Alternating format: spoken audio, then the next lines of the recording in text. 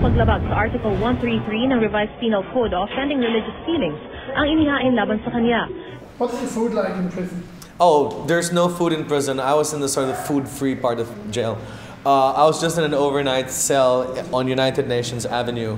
But people brought me food, but I don't recommend people, I really don't recommend people eat when they're in jail, especially in United Nations precinct, because you don't want to go to the bathroom.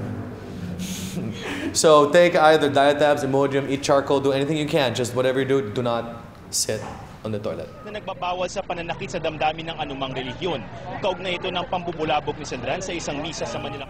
If one doesn't know Philippine culture, especially Philippine literary culture very well, they could look at my protest action and, you know, be a little bit sort of baffled about why it resonated with so many people. Because all they saw was a man who was in a derby hat dressed like Charlie Chaplin, okay, holding up this abstract word called Damaso. Our national hero, Dr. Jose Rizal, was a writer. And just like Victor Hugo, he wrote a book that explained the social condition of the country that he's living in. Victor Hugo was Les Miserables, and Jose Rizal's were two novels called No Limitangere and El Filibusterismo. And each of the characters in that book was a metaphor for the ills in Philippine society during the Spanish colonial period. And one striking character in that book is named Padre Damaso.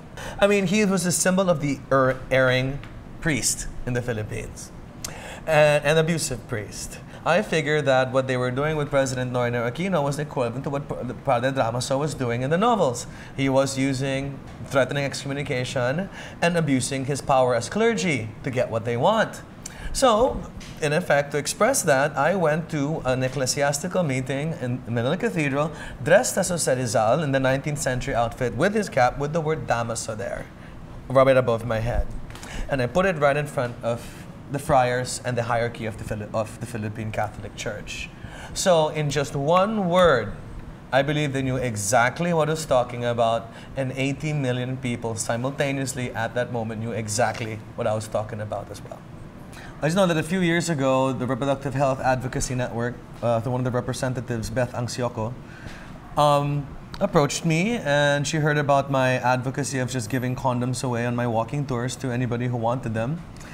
And because of the sort of like extraneous profile or fame gained from doing the walking tours in Manila, she asked me if I could help promote the RH bill or sort of make it more accessible now to a younger audience.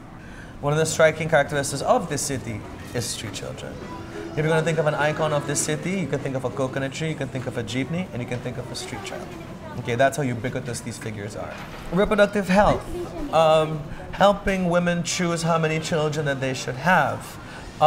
Empowering the Filipino family through reproductive health choices. Would help sort of alleviate this particular situation of having too many children who are born unwanted in very difficult areas in the Philippines. You know, whether I talk about deforestation, whether I talk about water cleanliness, clean air, education, everything all boils down to empowering the Filipino to plan their own families, right? And population management, making sure that we are creating a country that is full of equality and quality. And, you know, just also basically get rid of the mendicant mentality that I can have as many children as I want because the state will provide, God will provide, somebody else will provide. It's totally a paradigm shift that needs to happen. So this revolution is not going to be quick, and this revolution is not going to have any high drama.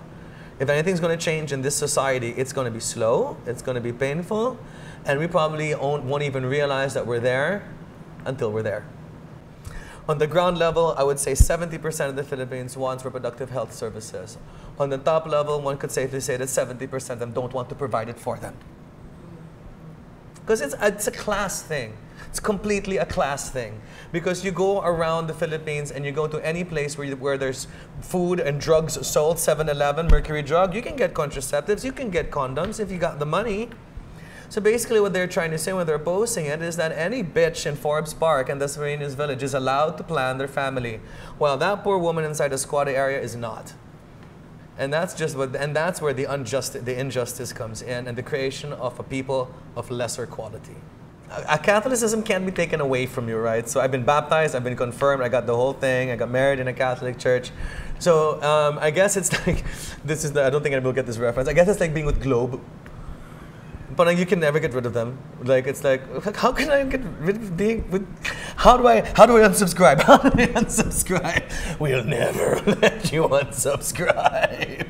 And they threw me in jail, and now I'm on the trial. And found guilty for Article 166, offending religious feelings, specifically Catholic feelings, by saying the word damaso. I could stand to have 6 years in jail.